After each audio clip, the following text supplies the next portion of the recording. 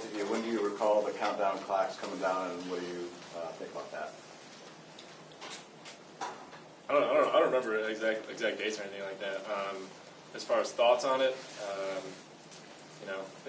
I think the whole mindset this year has just been approach the next game, just go out and try to win the next game. So for us, in terms of countdown clocks or countdown to a certain game, it's just basically been the next Saturday. Adam, in the middle on your left. This one could be for Joe or Desmond. Just your guys' thoughts on Jake, his steadiness. Obviously, it's been kind of a theme for him. This is a big game. Just your thoughts having a quarterback that seems pretty level-headed through 6 weeks. Yeah, so Jake's done a great job. He's a student of the game for sure. I try to get around him as much as I can. He'll come up to me in the locker room after a practice. He'll already watch the practice and come up and give me some pointers or something like that. He'll critique something or like that. So he's shown great strides, and it's great to see a quarterback that loves the game as much as he does. Last seat all the way to the right, first row. Desmond, when you consider that what college and offenses are today, and all the spreads and everything you see, how impressive is 3 straight shutouts in your mind, considering what defenses have to deal with now? Yeah, a lot of teams are scoring a lot of points, right?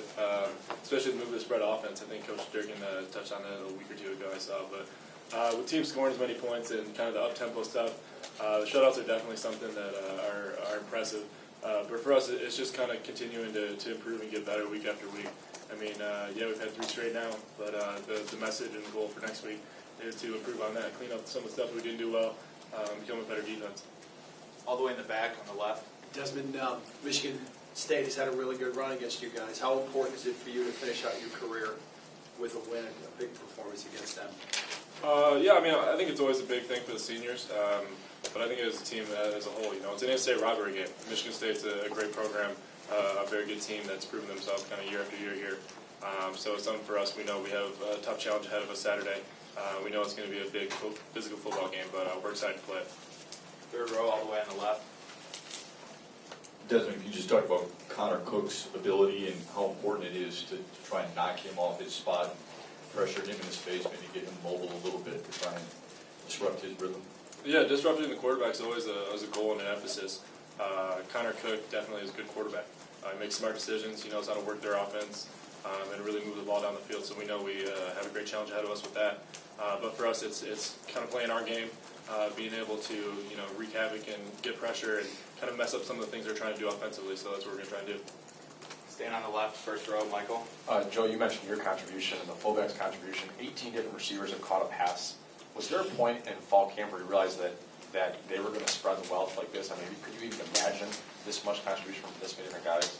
I think it all goes back to competition, and everyone's making each other better, and so you see that level and competition rise. So when you go into a game, everybody's competing still, and you see it in the wide receivers, the tight ends, running backs, fullbacks, everyone. And so I think just the competition that's been at practice through fall camp into the season has been great, and I think that's why you're seeing so many people contribute. Please keep your hand up for the question. Staying on the left side here with Larry in the first row. You both explain to someone who hasn't been paying attention, how has this team turned things around and looked nothing like it did last year? It's an interesting question. I think for us, the biggest thing is we're playing with confidence, we're playing together, and we're playing for each other in a lot of ways. I've noticed a lot of guys kind of rallying with some of the other guys. Mario Jamudi took a big hit against Maryland going down. That's something that I know a lot of guys took personally. And that's something I think that kind of describes this team is kind of playing for one another more than themselves. And I think that's kind of just continued to grow and strengthen as the season's gone on. We've gotten in some tough spots or had a guy had to leave the game for a certain reason. And guys are really kind of building off that. Can you address that too? Yeah, and I think just it goes back to what Des was saying, the energy and enthusiasm, playing for each other, playing for this team. The past is the past, and you look at one game at a time now each week, and just to see everyone together so close now, it's something special, and it's really shown dividends, and it's something that the energy and enthusiasm has really helped us.